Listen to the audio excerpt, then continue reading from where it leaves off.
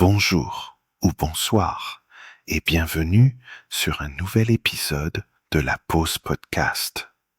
On se retrouve aujourd'hui pour explorer un sujet qui, bien que simple en apparence, porte en lui une histoire fascinante et pleine de surprises, l'histoire du ballet. Imaginez-vous un instant dans une maison chaleureuse où chaque recoin évoque des souvenirs, où la douceur de l'air invite à la réflexion.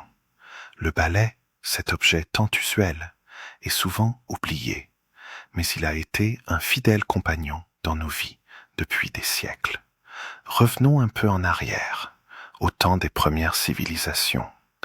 Les initiés des époques anciennes utilisaient des branches d'arbres, des herbes et même des poils d'animaux pour créer des outils de nettoyage. Le ballet, tel que nous le connaissons aujourd'hui, a commencé à prendre forme au Moyen Âge, où il était confectionné avec des matériaux naturels comme le sorgho ou le maïs. Au fil des siècles, le ballet a symbolisé plus qu'un simple outil de ménage. Il est aussi associé à la magie et aux croyances populaires. Pensez aux sorcières sur leur balai, voguant dans les cieux étoilés. Un symbole de liberté, d'émancipation, mais aussi de traditions ancrées. Étonnamment, chaque région du monde a ses propres techniques et styles de fabrication. En Asie, les balais en paille tissée sont prisés pour leur efficacité, tandis qu'en Europe, les balais en bois avec des têtes en brin de spirée sont devenus des incontournables dans chaque maison. Chaque culture a su s'adapter aux matériaux disponibles, ajoutant une touche unique à cet objet quotidien. Et bien sûr, pensez à son époque moderne.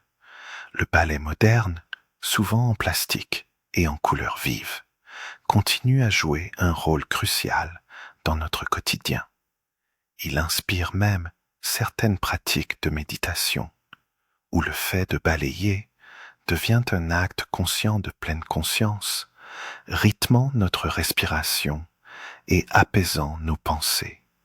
Alors, la prochaine fois que vous saisirez un balai pour faire le ménage, prenez un instant pour apprécier son histoire, pour reconnaître le chemin parcouru et pour vous rappeler que même les objets les plus simples portent une signification riche et profonde.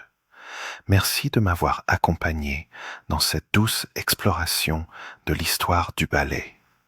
J'espère que cela vous a apporté une nouvelle perspective sur cet outil du quotidien.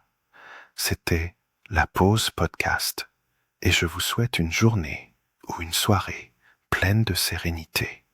À très bientôt.